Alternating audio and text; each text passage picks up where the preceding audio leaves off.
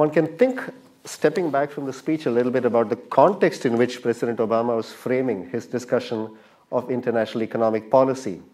Two issues dominate. One is Europe, the second is jobs, which is a domestic issue but has an international element. On Europe, the general sense is that things are getting worse.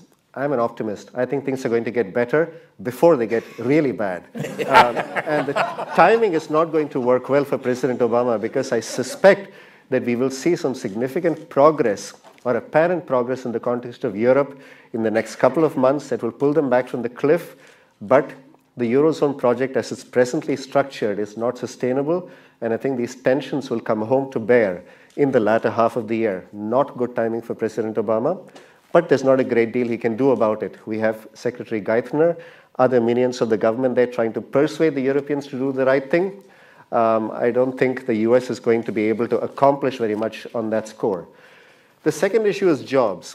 Every country around the world wants jobs, not just the US, but even countries that are apparently doing well. Many of the emerging markets, like China, haven't been able to deliver much job growth despite high economic growth.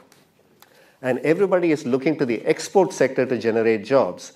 And this is where there is a tension between what President Obama is trying to do and what the rest of the world is trying to do. Because the paradox remains that the US, despite all of its weaknesses, still remains the big bad gorilla around. And the US economy has started recovering, and there is a sense in the rest of the world the US coattails are still the best ones to hang on to. Now, countries like China are growing fast and are likely to continue growing very fast over the next couple of years. But the reality is that the sort of imports that China takes in, especially if it's going to continue with its investment-led growth, is not really going to help the US. So, on the exports front, what did President Obama's speech offer? As is typical, it offered red meat and whatever the less carnivorous equivalent is, perhaps tofu, some real content in terms of policies. And what I found interesting was a segue from the more protectionist sort of talk to the more policy-oriented issues.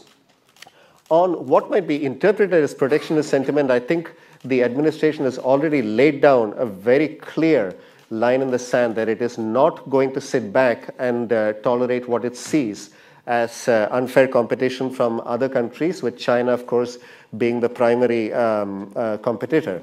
Now, what the US has done in terms of concrete accomplishments, of course, is sign a few free trade agreements with Korea, Panama, and Colombia, and those are trumpeted in the speech.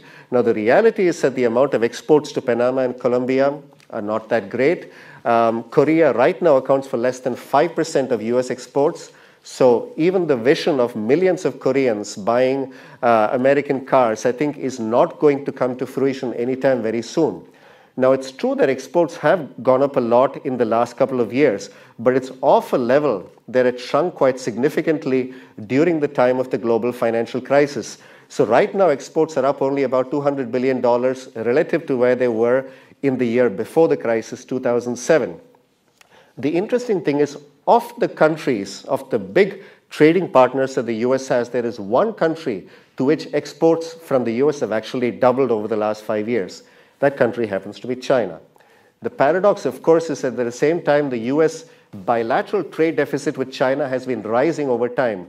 So there is this awkwardness in the sense that one would like more market access in China, but at the same time, the US is going to be forced into a position where, because of political winds on the Hill, it's going to be important to be very tough on China.